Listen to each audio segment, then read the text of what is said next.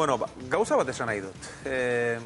Orain arte hitz egin dugunaren lehen konklusio gisa, ondorio gisa, argi dago, La Oreja de Van Gogh taldea oso garrantzitsua dela Leirerentzat, baina Leire bai dela benetan garrantzitsua La Oreja de Van Goghentzat. Begira, zenbat maite duten taldekidek.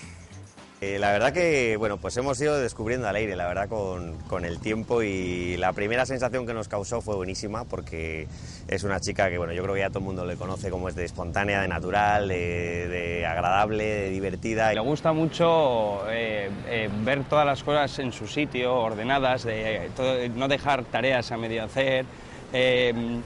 Hay quien diría que es un poco cuadriculada, pero no es exactamente eso, eso es es una geómetra de la vida, es una geómetra. Por ejemplo, si queda algo por comer en el plato y le empieza a picar el cuerpo, hasta que no se come el último guisante, entonces hace cosas de estas. Yo recuerdo, perdón, me acabo de acordar en Estocolmo, acuérdate cómo dejó un arenque al que nos invitó el productor.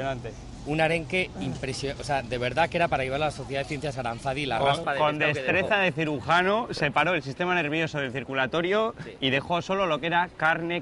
Solemos hacer cenas y demás actividades. Una vez nos fuimos a correr, estuvimos corriendo los 5 aquí por el paseo, y la verdad que bueno, fue muy entrañable, y luego nos fuimos a cenar. Ahora empezamos la gira, ahora estamos tocando a tope en el local. De hecho, nos hemos escapado para hacerte esto, Leire. Y nada, y la verdad que con muchas ganas ya de ver a todo el mundo en el concierto.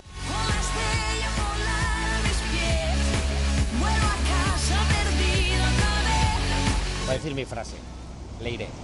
Miren en liburua oso interesgarria da. Oso ondo, Xabi. Mikelao. Xabi, bikain. Bikain. Oso ondo, bikain. Agurtu. Bueno, Leire musu handi bat, bihar ikusiko duzu lokalian, eta nada, gero arte. Hor.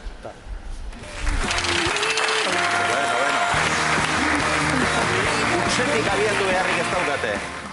Utsetik ez.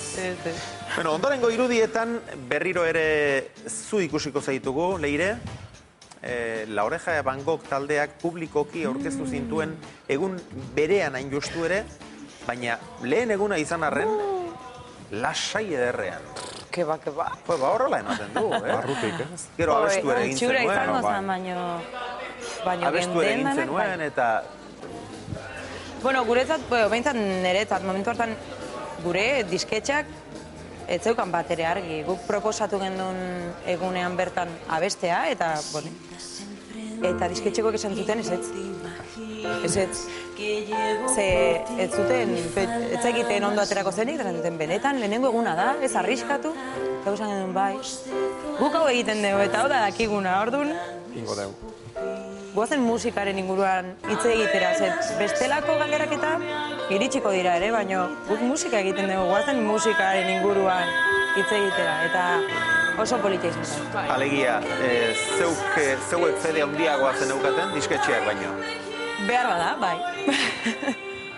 Bai, hor, ikusten da seguridade itzela gazkantetan dozule, kontzertuetan buruz dakizu kanteuko dozune, zer da urduri jartzen jatzune edo zure kontroletik ieseitzen deuena edo...